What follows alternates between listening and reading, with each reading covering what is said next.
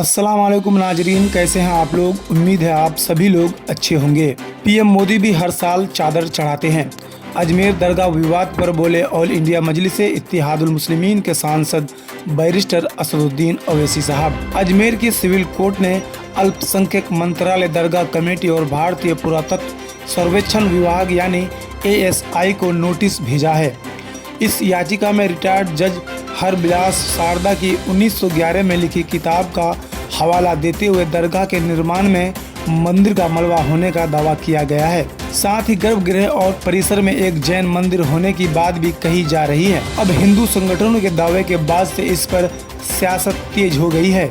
अजमेर दरगाह को लेकर हिंदू संगठनों के दावे ने नए विवाद जन्म दे दिया है। हिंदुओं का दावा है कि अजमेर में ख्वाजा के दर में शिव मंदिर था।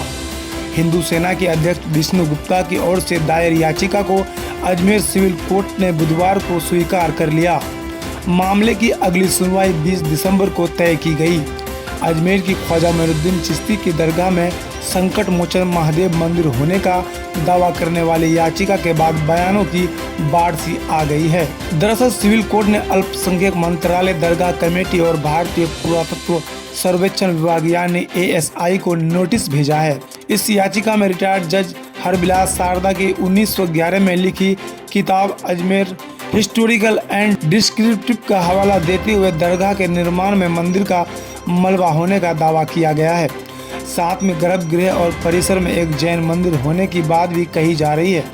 अब हिंदू संगठनों के दावे के बाद इस पर सियासत तेज हो गई है। इसको लेकर ऑल इंडिया मजलिस इत्तेहादुल मुस्लिमीन के अध्यक्ष बैरिस्टर असदुद्दीन ओवैसी साहब ने सवाल उठाते हुए बीजेपी पर निशाना साधा है और इसके पीछे बीजेपी को बताया है। आज तक से खास बातचीत में असदुद्दीन ओवैसी साहब ने कहा कि ख्वाजा अजमेरी की दरगाह 800 साल से है। दरगाह शरीफ पर कभी भी ऐसा क्लेम नहीं हुआ, लेकिन आज ये लोग ऐसा क्लेम कर रहे हैं कि दरगाह नहीं है।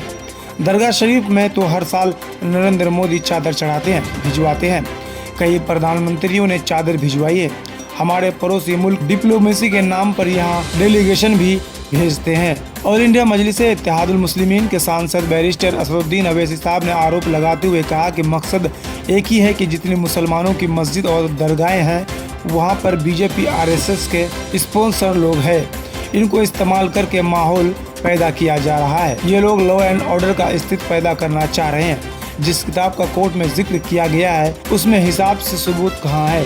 असदुद्दीन ओवैसी साहब ने आगे कहा कि मैं कल जाकर अर्जी डालूं कि प्रधानमंत्री के घर के नीचे मस्जिद थी तो क्या खुदाई का ऑर्डर दे देंगे। कल को बोल दूंगा संसद के नीचे कुछ और है तो क्या खुदाई का ऑर्डर मिल जाएगा।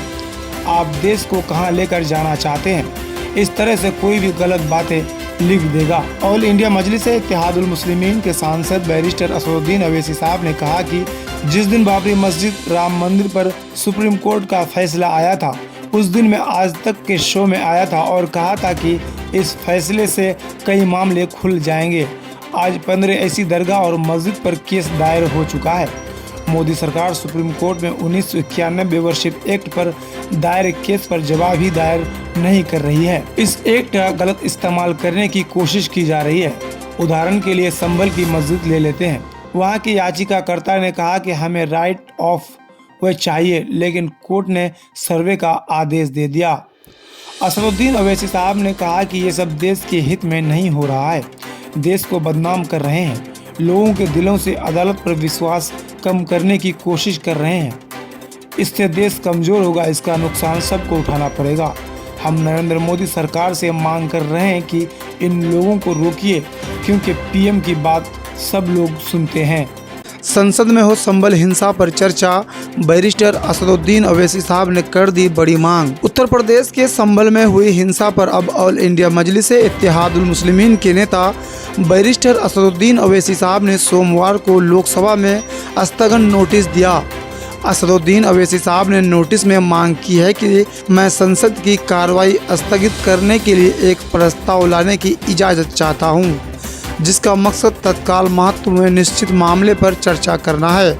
उत्तर प्रदेश के संभल में 24 नवंबर को पुलिस की गोलीबारी में 3 युवकों की मौत हो गई। ऑल इंडिया मजलिस इत्तेहादुल मुस्लिमीन के सांसद बैरिस्टर असदुद्दीन ओवैसी साहब ने कहा कि संसद का कार्य स्थगन किया और पहले संभल में हुई हिंसा पर बातचीत होनी चाहिए। आपको बता दें कि संभल में हुई हिंसा में 4 लोगों की मौत हो गई है। इस हिंसा में 20 पुलिस वालों की मौत हो गई है, ऐसा माना जा रहा है। पुलिस ने कार्रवाई करते हुए लोगों के खिलाफ बल का इस्तेमाल किया। पुलिस ने 2 औरतों समेत 20 लोगों को हिरासत में लिया है। हिंसा के दौरान कई गाड़ियों में आग लगा दी गई है। संभल में जामा मस्जिद का सर्वे करने आए टीम के साथ पुलिस वालों की भीड़ से मुठभेड़ हो गई। आपको बता दें कि संभल में मौजूदा जामा मस्जिद पर हिंदू पक्ष ने दावा किया है कि ये मस्जिद मंदिर है। इस मामले पर अदालत ने मस्जिद के सर्वे का आदेश दिया। सर्वे करने पहुंची टीम के साथ लोगों की मुठभेड़ हो गई। इल्ज़ाम है कि पुलिस वालों पर भीड़ ने पत्थर फेंके।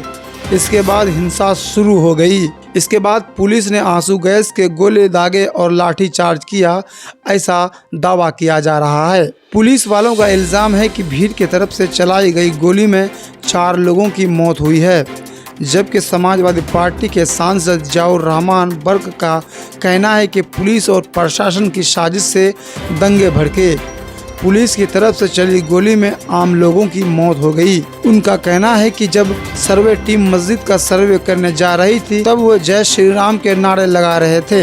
मोमिन के लब पे बस यही पैगाम रहेगा, मोमिन के लब पे बस यही पैगाम रहेगा।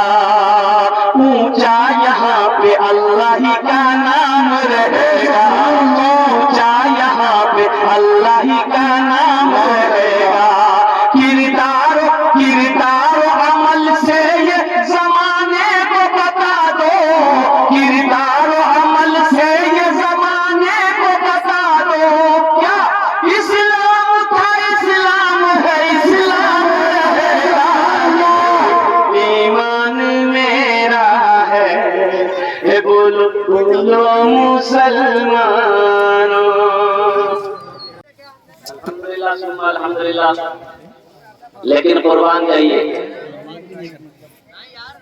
आप चाहे जितनी कोशिश कर लो हमारे मदरसों को बंद कर लो, लेकिन हमारी सांसें जब तक चल रही है इंशाअल्लाह हम अपने मदरसों को बंद होने नहीं देंगे।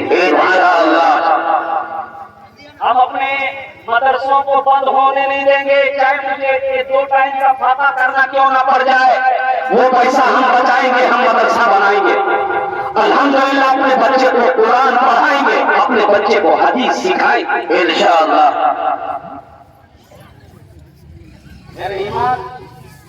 मेरे ईमान को कमजोर मत बनाओ, हम कमजोर नहीं है। यही ईमान मेरा है, बोलो बोलो मुसलमानों। यही ईमान मेरा है, बोलो बोलो मुसलमानों। बोलो बोलो यही ईमान मेरा है, बोलो बोलो मुसलमानों। मूसा है हम फिरौन को सजदा न करेंगे, मूसा है हम फिरौन को सजदा न करेंगे।